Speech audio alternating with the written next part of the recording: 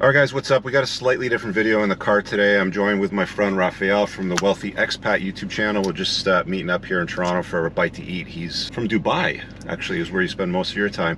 The reason why I want to introduce you to him on this channel, well, there's several actually. One, he's an awesome dude too. His YouTube channel will help you understand places in the world that you can live, where you can reduce your tax burden, have more freedom. There's a whole bunch of benefits to geo-relocating today. The world's gotten a lot smaller, especially with the cost of travel coming down, and you deal more specifically with high net worth individuals, 7-8 figure guys, super high net worth guys. So you've got 3 tips for us today, for my audience anyway. Do you want to dispense them and let them know what you got for them?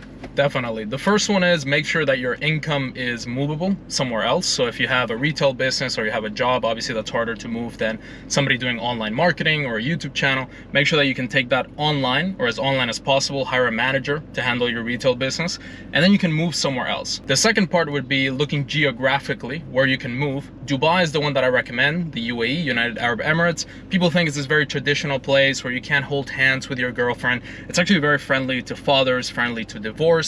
To get divorced, the man almost always comes out winning, where in the West, the man always comes out losing. Totally the other way. It's completely the other way because it's traditional, it's a patriarchy, and it's right that it's that way. It's friendly to us, so therefore we go there.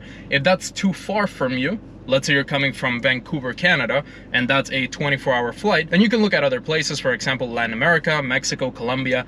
They have some dangerous places. They are going in the direction of the West with this whole nonsense that we're experiencing, but you still have a lot more traditional families. Women want to get married, they want to have children, they don't want to take all your money like some women in the West want to. So definitely look at geographically where you can move in a 7-10 hour flight, close to your family as well. Make sure your family is happy with your move, because most people will not understand. Your mom, your grandma, they'll probably say, why are you moving to a Muslim country?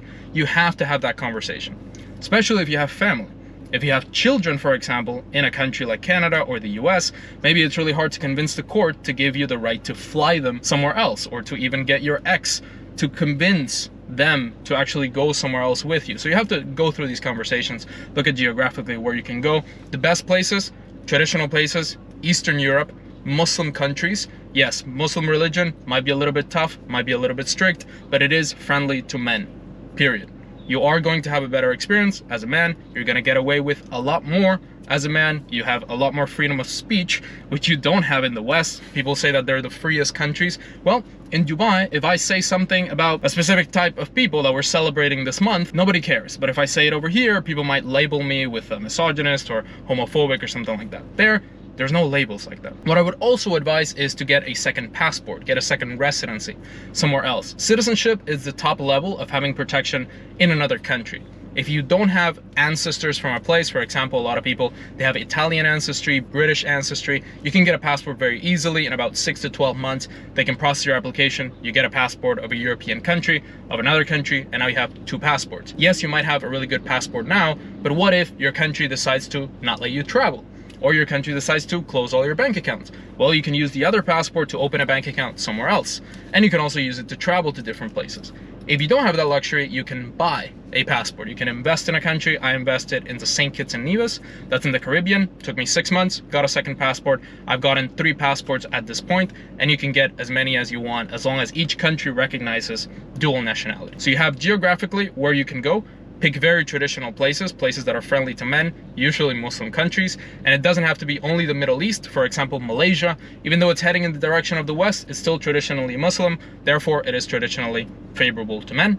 And then also get a second citizenship, somewhere that you can call home in case your country goes absolutely crazy. I have some serious thinking to do, because I've talked about this for the last year or two, and I know that I do have to spend less time in Canada. My tax rate here, believe it or not, it's over 50% in the top area. You pay how much tax where you live? Well, I'm still a US citizen, so I pay around 8 to 10% of my total income, and that's with all the optimization that I can possibly do as a US citizen. Right. If you're not a US citizen living in Dubai, you basically pay zero tax. Right. So there's lots to contemplate. I've talked extensively about the downsides of living in Western countries with very high tax rates, wokeism, all the stuff they cram down your throat, all the rainbows and everything like that. And if it's not that, it's, you know, you have to take this experimental thing that we've just tested for 3 months, otherwise you can't travel. It's incredibly important to contemplate these things as you grow as a man, as you put your dent in the universe. Raphael will be a big part of me making that decision when I pull the trigger on it, and I will keep you guys apprised of it. This is just a very short video because I wanted to introduce you to him. Make sure you check out his channel, subscribe. We will be doing a private, much longer discussion for my community. Raphael's actually a member of my community in about a week or two. So for the members of my 1% group, you'll have a chance to participate in that. We'll probably go for at least 60 to 90 minutes, dive into some deep stuff. But he's got loads of resources on his channel. They're all free. Something definitely to contemplate as you sort of enjoy the decline, as things go about the way they're going to go. Man, appreciate you hopping in the car before we grab a bite to eat and doing this and sharing some wisdom. But we'll see you guys in the next video. Pin in the top comment, a bunch of useful stuff that I'm affiliated with. Make sure you check it out. Like, we'll see you guys soon. Peace out. I don't ever slow up, no I don't take shit. I got no love for the fakeness. If you wanna play tough and wanna hate this, I'll always show up.